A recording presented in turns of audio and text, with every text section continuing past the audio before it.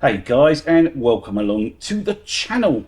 If you're new here, my name is Andy Hutchinson and I'm an autistic British Australian landscape photographer, which is why my voice sounds like this. I'm a former technology journalist and editor on national computer and gadget magazines with over 30 years experience in computer software and hardware journalism. I'm sponsored by no one and I don't pull my punches. Alright, let's talk about Photo Raw. There's some healthy competition in the RAW editor slash digital asset management niche of photography software, and I for one am grateful for it. It's a great time to be a photographer shooting digitally. All the well-known app suites in that niche have received sizable updates over the last few months, and now it's On1 Photo Raw's turn. I previously reviewed Photo Raw 2023.5 and found it to be a competent but uninspiring app that aimed high but missed the mark on many of its key features. So when On1 announced that this 2024 point release would be coming out, I was interested to see whether they'd managed to get their app a little bit closer to Photolab or Lightroom. TLDR, they didn't.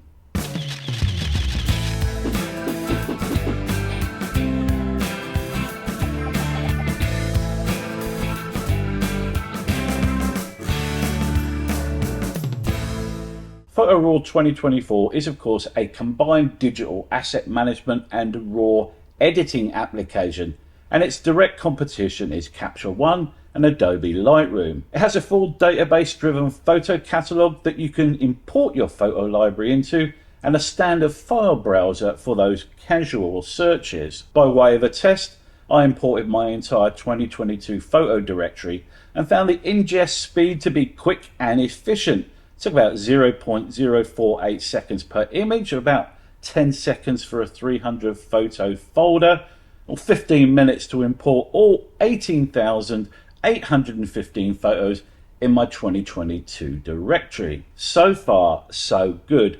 Let's talk about the interface. And as you can see, the developers have gone for a fairly standard triple pane layout here with the file browser on the left, the tiled photo library in the center, and a metadata panel on the right hand side. If you want to get rid of all that and just view your images, you can hit tab at any time and you get this lovely expanded view. I have two tabs in the file explorer here, the catalogs and browse, and the difference between the two is that the catalogs is the database driven stuff. You import, ingest your photos into it. It's faster, means the previews populate quicker on this tiled screen. But if you just want to explore the contents of a drive without having to do that, you can just browse using this regular file explorer here. In this top bar we have various search functions. We've got a regular kind of search tool here. We have a metadata and attribute search here. So for instance, if you wanted to find all your 4-star photos, you can quickly and easily drill down that way. And we've also got this AI sort of smart organized tool here, which will find photos which have a similar appearance to the one you have selected. On the right here, we have a metadata panel with some EXIF information at the top, quick access to some auto correction tools and keywords as well. Once you've decided you want to edit a particular photo, select it, click on the edit button, and then you get into the guts of the raw editor. This is broken down into kind of standard raw developing tools. So in the develop tab, we've got tone and color with all the usual suspects in there: noise and sharpening, lens correction, and transform. These photo editing and asset management suites are getting more and more sophisticated, but the core of them and the single most important feature is of course how they handle RAW files. If the developers fail to build a powerful enough RAW decoding algorithm, then everything else becomes kind of pointless. The core of a RAW editor is of course the Demosaicing engine. That is the code that app's developers have created that interprets the RAW information that was stored by the camera sensor at the time of the exposure. RAW files have had no modification by the camera itself whatsoever. That's the entire point of them, and therefore the demosaicing engine you use with your raw editor is absolutely crucial. I always like to run the raw editors through a couple of highly overexposed shots like this one, where we've got kind of blown out areas. You can see over in the histogram here that everything's over on the right. It's an overexposed shot, and I like to see how much information we can pull out of the raw file in the editor. And what we'll do is turn the highlights down and see what we get from the default exposure setting here with the highlights recovery. So let's stop that slider, and that's done a pretty nice job. I'm looking at the sky primarily, not too worried about the ocean here, and we've pulled back most of the pixel information here. That's looking pretty good. On1 does have this recover highlight hue button here, which is useful for instances exactly like this, where you've got a blown out shot and it tries to get some of the color information out. Let's see what it gives us and if it's useful. So there's some little yellowy orangey tinges around the skies there, and don't look very natural at all, does it? So I'm not entirely sure I'd enable that in this instance. So it's done a pretty good job. The histogram's nicely situated in the middle. But what can the competition do? Let's do a little comparison with Lightroom and Photolab. So here's a comparison for you in two other raw editors. Got Photolab here in the middle and Lightroom at the bottom. I've done the same adjustment. They've all got identical camera profiles and color temperature, and all I've done in every one of these is just drop the highlight slider, do the highlight recovery on both of them. As you can see, Photolab has done an absolutely sensational job there. Look at all these beautiful colors.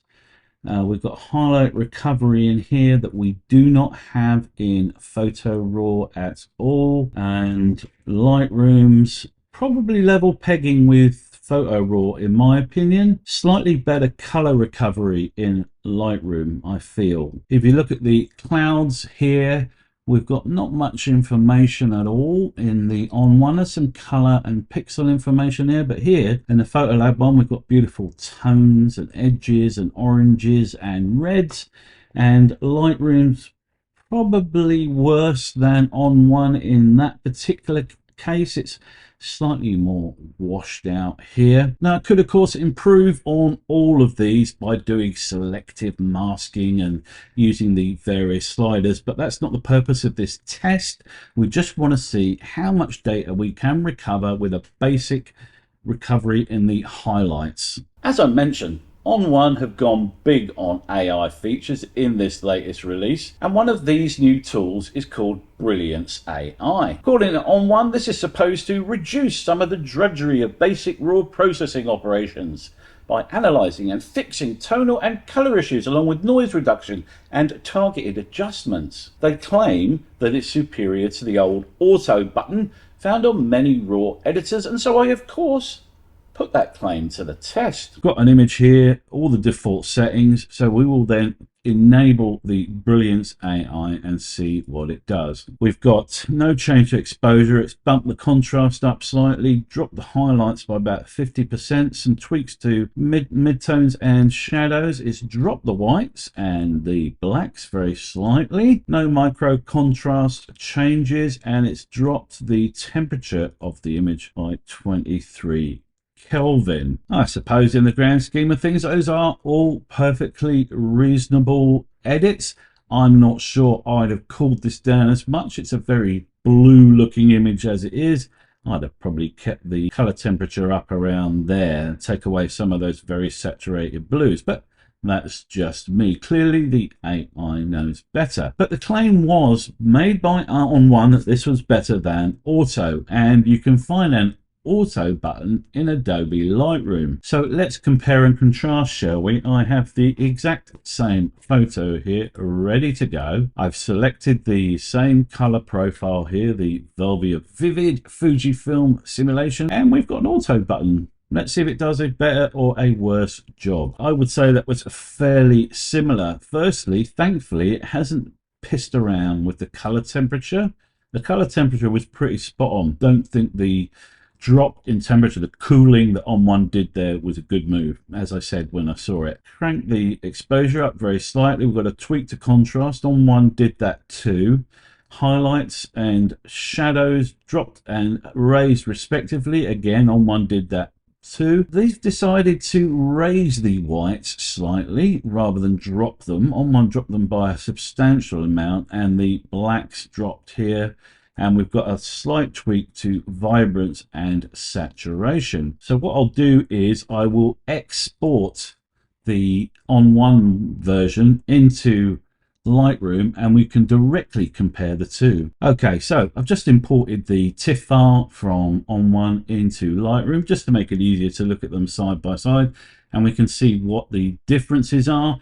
I would say on balance that the On1's done a slightly better job with its so-called AI edits here, which are just raw edits. Remember, they're non-destructive, so we could tweak anything either of these have done. It's added a lot more detail in the beach area here, so a tweak to the shadows, which is something I probably would have done. Not sure I'd have gone quite that far. It has made it a lot more saturated, which I don't necessarily agree with. The sky is much bluer, less natural looking than the one in Lightroom, which is much more like it was on the day. So not quite the great leap forward in AI I was hoping for. A regular auto in Lightroom's doing a pretty good job. I had very mixed results with that Brilliance AI feature.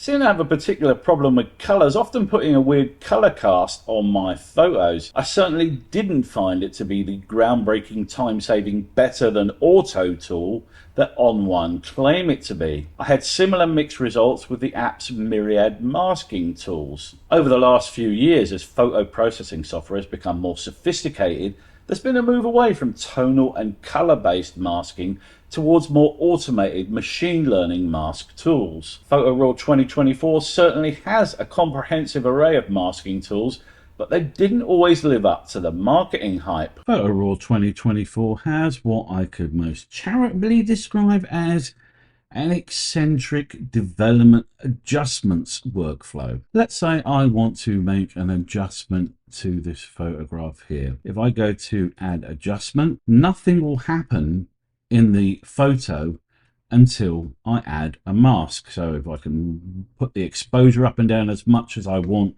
nothing's going to happen until I make a mask. But if I go into the effects tab, the exact opposite's the case. So if I go, say, to photo filter, the whole image is affected, and I then have to make a mask to exclude the bits that I don't want to have the effect applied to. Why they couldn't have just picked one way of doing and stuck to it escapes me. But let's say that I want to do my local adjustment. Let's get rid of that filter. Go into here, we've got our adjustment, and I then have to click on this diddy little icon here to show the masking options. I then have a variety of tools at my disposal. For instance, there's the Mask AI, which is I think new in PhotoRaw 2024, and it has some kind of Lightroom style regions that it's magicked up. So we've got sky, mountain, transport, water, flora, and I don't find many of these to be of any great use at all. If we click through them and you can see the mask highlighted, you can see what I'm driving at. So we click on background and that's everything apparently. Click on foreground and it's nothing. If I click on flora, I get part of the flora. There's big chunks missing over here. If I click on water, there's a bit missing by the boat. If I click on sky, it does the sky, but not the bits of sky that show through between the trees. If I click on mountain, I get a portion of the aforementioned flora. If I get transport, I get some of the boats in the water. I can, if I prefer, of course, just paint it in. Ignore the effect, I'll tone that down in a second, but this is quite useful because you can see it is doing a relatively good job of auto masking areas that don't look like the portion I started with, so it hasn't affected the boat here, and we can then tone this down, make the effect we want. Let's say I was wanting to just warm up the flora, make it a little bit greener, then we can do that and the boat is unaffected. While most of the main AI masking options work well for traditional landscape images, the Super Select tool seems to be better suited to more close-up imagery, portraiture or busier landscape shots like cityscapes. The Super Select tool enables you to select regions of your photograph to apply specific localized effects or adjustments to it. Apparently uses AI to help detect those regions, and it works by and large, but I found it to be a bit hit and miss, particularly with the boundaries it applies to those regions. So this is the tool over here. You can see it works similar to the Capture One AI tool, where you can just hover over areas and see what it's selecting. Hovering over this area of bushland on the river edge, you can see precisely what I'm talking about in terms of the hit and miss nature of the brush.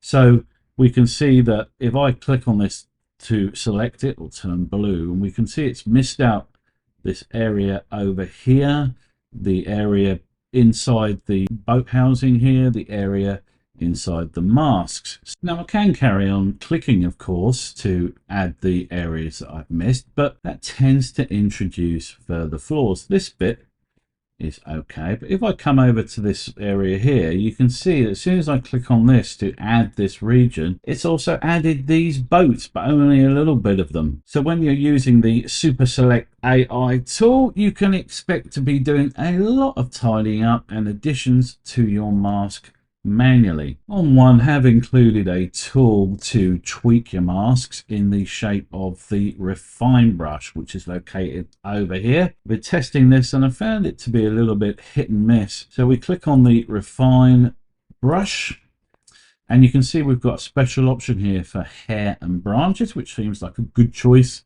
for here. So what we'll do is paint over the edge of the border, and it's done an okay job of adding them. It's also added stuff I don't want to add. So let's try a hard edge maybe, and we'll start here so we can get it contiguous, paint over that area, and that's done an okay job. We've still got this mask bit included in here, so but as you can see, there's a fair bit of work trying to get your mask looking the way you want, only affecting the portions of the photograph you want affected. Yep, sometimes these AI tools are not the time-saving innovations they'd have us believe, are they? AI-powered keywording is all the rage these days, as photographers are freed from the shackles of applying useful, searchable keywords to 300 odd images at a time. I previously tested On1's standalone photo keyword AI tool and found it to be absolutely useless in every regard. Have there been any changes on this front in Photo Raw? AI keywords were in the previous version of Photo Raw, but the developers are saying that they've improved it. They said that it had trouble dealing with big stuff like skies and mountains and stuff, but was okay with smaller things like birds and what have you. So of course I've been going through my photos seeing how it did. I have to say I'm unimpressed by the AI keywording. Let's click on a photo here, and the three it's come up with are low key, raws and vivid. You know, what about beach or water even? Oh, okay, we've got a few more in this one. Australia, colour, Giroa, that's the correct location. I'm guessing it got that from the GPS. Image, low key, New South Wales, raws, sky, vivid. But how much of that, apart from the location, is any use? Answer, absolutely none of it. None of that would help me find this photo, would it? The only thing that would help me find this photo is Giroa. I mean, there's a mountain in the distance. It's a sunset. None of that's mentioned. Let's have a look at another folder. Okay, so we've got a woodland pathway here. What have we got? Branch, color, image, leaf. Okay, low key, natural, nature, plant, rules.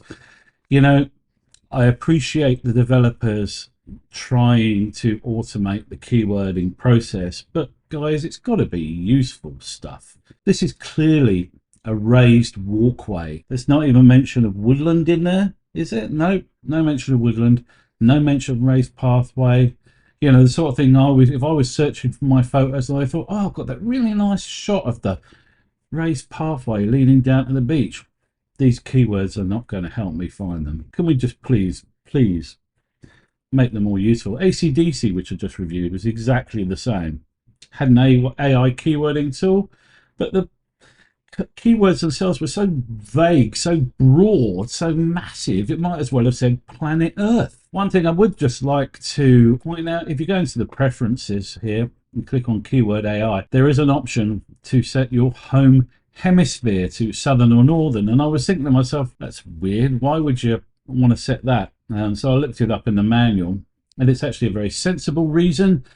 It's of course to do with the seasons. The summer in the southern hemisphere is different to the summer in the northern hemisphere, different times of the year. So you set it in here so that when it goes through and does the AI keywording on your photos, it can tell the difference between an Australian summer and on a British summer. Applications like Symes, Peak 2 and Lightroom plugins like AnyVision prove it is possible to write a useful AI keywording tool. So I'm not sure why all the big players in this niche are struggling with it so much. As it stands, PhotoRaw's keyword tool is about as useful as a knitted woolen wetsuit.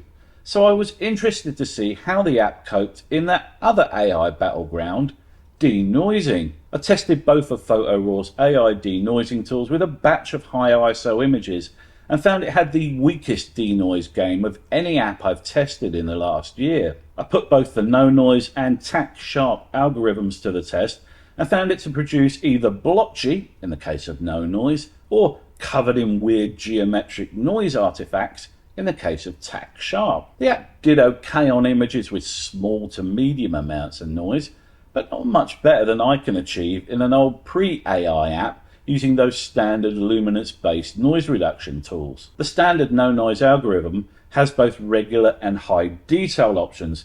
I found the difference between the two was that the high detail option made the image look far worse with no observable improvement in detail. In comparison to something like Adobe Lightroom, On1 PhotoRaw is absolutely crammed with tools, adjustments and effects. It's not a completely terrible app, though there's no doubt that the developer's vision has exceeded their coding abilities in many cases. What, for instance, is the point of going to the trouble of adding an AI keywording facility if you're not going to ensure it produces anything close to useful results? The raw engine is pretty good, certainly better than the one found in something like Luminar Neo, but not, in my testing, as capable as DxO Photolabs or Capture One's for that matter. Its asset management tools are probably the best thing about this software, AI keywording aside, with an excellent and extremely well featured suite of library tools for quickly and efficiently finding the photograph you're looking for. With so many highly capable app suites in this photo processing niche,